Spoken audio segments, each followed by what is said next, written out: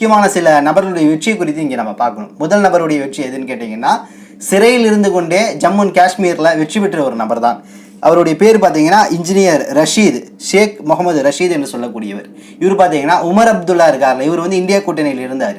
இவருடைய கட்சி இன்னும் பெரும் பெரும் கட்சிகளை வீழ்த்தி விட்டு இன்னைக்கு சிறையில் இருந்து கொண்டே இவருக்கான பிரச்சாரத்தை வெளியே கட்சி சார்ந்தவர்கள் எடுத்திருக்கிறாங்க.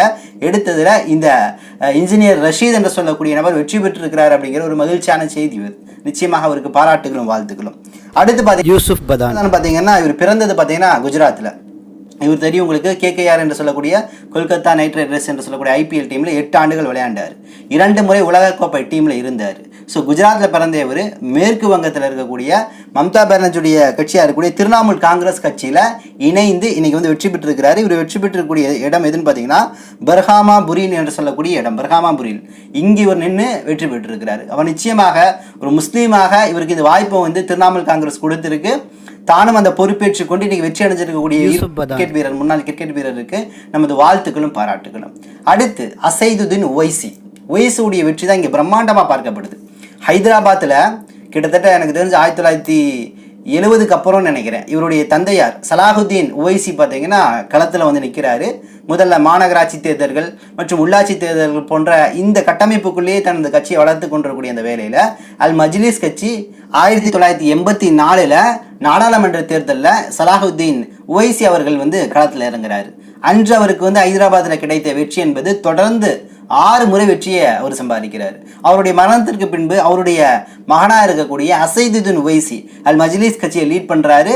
அவர் தொடர்ந்து கிட்டத்தட்ட 4 முறை வெற்றி அடைஞ்சிருக்கிறாரு. அப்போ கிட்டத்தட்ட ஹைதராபாத்தை 40 ஆண்டுகள் ஆட்சி செய்யக்கூடிய, மக்களால் விரும்பக்கூடிய ஒரு கட்சி அல் மஜ்லிஸ் கட்சி. அதோடைய தலைவராக இருக்கக்கூடிய அசைதுதீன் ஒவைசி ஒரு அசைக்க முடியாத சக்தியாக இருந்திருக்கிறாரு. ஸோ இந்த தேர்தலில் இவருக்கு ஆப்பனண்ட்டாக பாஜக ஒரு சங்கியை உள்ள தூக்கி போட்டாங்க. சங்கியுடைய பேர் பார்த்தீங்கன்னா மாதவி லதா என்று சொல்லக்கூடிய பேர். இந்த சங்கி சாமியார், இந்த இந்துத்துவ வெறி பிடித்த இந்த பெண் வந்து ஒரு உறுப்பினராக கூட பாஜக கிடையாது. திடீர்னு கூப்பிடுறாங்க, உனக்கு வந்து எம்பி சீட்டு கொடுக்குறோம்னு சொல்லிட்டு அசைதுதீன் ஒவைசிக்கு எதிராக நீ ஹைதராபாத்தில் வந்து பிரச்சாரம் பண்ணுன்னு சொல்லிட்டு அனுப்பிடுறாங்க. இந்த பொம்பளை என்ன பண்ணுச்சுன்னா, அங்கே இருக்கக்கூடிய எல்லா இடத்துலையும் பிரச்சாரம் பண்ணும் போது தான் ஒரு மசூதியை வந்து வில்ல வச்சு நோக்கி அந்த மசூதி இடிக்கிற மாதிரி ஒரு சிம்பாலிக்க ஒரு செய்கை செஞ்சு அசிங்கமாக காட்டுச்சு. இது இந்தியா முழுக்க பட வச்சு, உலகம் முழுக்க பட வச்சு இந்த சங்கி ஆட்சிக்கு வந்துச்சுன்னா, பொறுப்புக்கு வந்துச்சுன்னா பள்ளிவாசலாம் இடிக்கக்கூடிய நிலைப்பாட்டுக்கு போகும் அப்படிங்கிறத எதர்ச்சியாகவே இந்த ஹைதராபாத் மக்கள்லாம் புரிஞ்சுக்கிட்டாங்க. ஸோ அதன் அடிப்படையில் இன்னைக்கு மிகப்பெரிய ஒரு தோல்வி, கிட்டத்தட்ட 2 லட்சம் ஓட்டுன்னு சொல்லப்படுகிறது. அந்த அளவிலான வித்தியாசத்தில் இன்னைக்கு இந்த சங்கி பெண்ணாக இருக்கக்கூடிய லதா என்று சொல்லக்கூடிய பெண்ணை வந்து இன்னைக்கு வந்து அசைதுதீன் ஒவைசி தோற்கடிச்சிருக்கிறாரு. ஸோ இந்த அளவு வந்து ஒரு கீழ்த்தரமான ஒரு செயல்பாட்டில் வந்து ஹைதராபாத்தில் வந்து பாஜக செயல்பட்டு இருக்குது. ஆனால் அசைதுதீன் ஒவைசி அந்த ஹைதராபாத்துடைய மக்கள் தொடர்ச்சியாக 40 ஆண்டு காலம், கிட்டத்தட்ட தந்தை 6 முறை வெற்றி பெற்றிருக்கிறாரு. இது 4வது முறையாக அசைதுதீன் ஒவைசி வெற்றி பெற்றிருக்கிறாரு. ஸோ அல் மஜ்லிஸ் கட்சியை சார்ந்த அசைதுதீன் ஒவைசி அவர்களுக்கு மனமார்ந்த வாழ்த்துக்களும் பாராட்டுகளும். அடுத்து இன்னைக்கு ஒரு தொங்கு நாடாளுமன்றம் என்ற அளவுக்கு, ஒரு பெரும்பான்மையை நிரூபிக்க முடியாத அளவுக்கு இந்த எலெக்ஷன் மாறி இருக்குன்னா அடிப்படை காரணம் யாருன்னு நினைக்கிறீங்க? ஒரே ஒரு நபர் தான், உங்களுக்கு நல்லா தெரியும், துருவ் ரவுத்தி என்று சொல்லக்கூடிய இந்த யூடியூப் சேனல் மிக பிரம்மாண்டமான ஒரு சேனல். நிச்சயமாக யூடியூப் என்றால் அதில் துருவ் ரவுத்ரி தான் மிகப்பெரிய ஒரு அரசியல் சாணக்கியராக காணப்படுகிறார். இந்த மக்களின் மீது அக்கறை கொண்ட ஒரு நல்ல யூடியூபராக காணப்படுகிறார். ஆட்சியாளர்களுக்கு அஞ்சாமல் செயல்படக்கூடிய ஒரு யூடியூபராக காணப்படுகிறார்.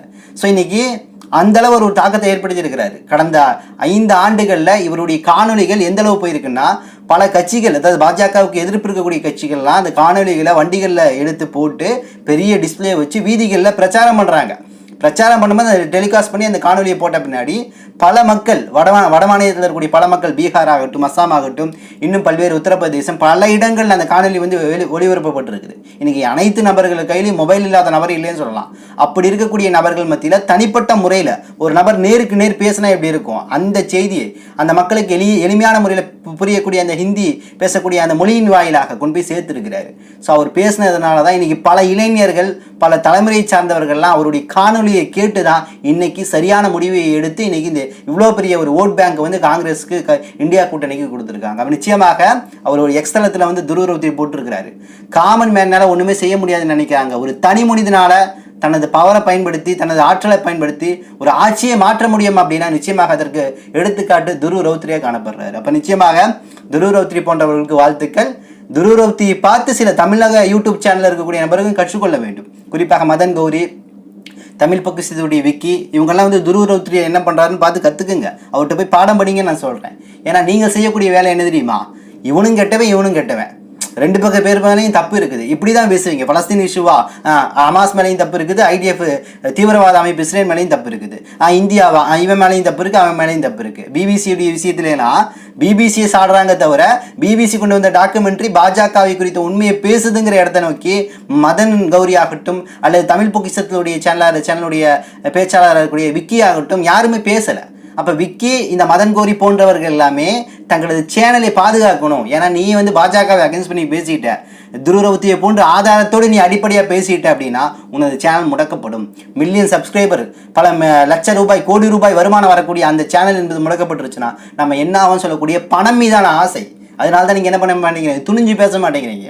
ஆனால் இன்றைக்கி சின்ன சின்ன யூடியூப் சேனல் ஒரு 1000 சப்ஸ்கிரைபர் 2000 சப்ஸ்கிரைபர் வச்சுருக்கிறவன், அல்ல பெரிய ரெவென்யூ கிடைக்காம இருக்கக்கூடியவன், ஆனால் பாஜகவை எதிர்த்து மிக கடுமையான முறையில் பேசி கொண்டிருக்கின்றான். அப்போ அவனுக்கு உங்களுக்கு என்ன வித்தியாசம்? உங்களுக்கு பணம் மட்டுமே முதலீடாக தேவையாக காணப்படுதில்லை. மக்கள் நலன் என்றால் என்ன? ஒவ்வொரு முறையும் நீங்கள் மதன் கௌரியை பாருங்கள், ஒரு இன்ஃபர்மேட்டிவாக இருக்கும். ஒரு விக்கிபீடியா படிக்கிற மாதிரி தான் இருக்கும். ஓப்பனாக பல நபர்கள் சொல்லியிருக்காங்க, நானும் சொல்கிறேன், விக்கிபீடியா படிக்கிற மாதிரி தான் இருக்கும். வந்து பாஜக வந்து இவ்வளோ ஊழல் செஞ்சுருக்குது, இவ்வளோ விஷயங்கள்லாம் செஞ்சுருக்குன்னு ஒரே ஒரு வீடியோ மட்டும் நீங்கள் வந்து மதன் கௌரி இப்படி பேசியிருக்கான்னு உங்களால் காட்ட முடியுமா? அவனுடைய சேனலில் பல லட்சம் மக்கள் பார்த்து கொண்டு இருக்கிறீர்கள், உங்களால் காட்ட முடியுமா? அப்போ நிச்சயமாக காட்ட முடியாது. நீங்கள் உங்களுக்கு தேவையான தகவல்களை மட்டும்தான் கேட்டுக்கிறீங்க தவிர அதன் மூலமாக கிடைக்கக்கூடிய உண்மை தன்மை என்ன, அதோடைய நலன் மற்றும் பாதக சாதகங்கள் விஷயங்கள் என்ன என்ற விஷயத்தை நீங்கள் புரிஞ்சிக்கக்கூடிய அளவுக்கான தகவல்கள் என்பது மதன் கௌரியோ அல்லது தமிழ் பட்சமோ உங்களுக்கு கொடுக்கல. அவங்க கொடுக்கறது எல்லாமே வெறும் டேட்டா தான் தவிர உங்களை அனலைட் பண்ண விடுறதே கிடையாது.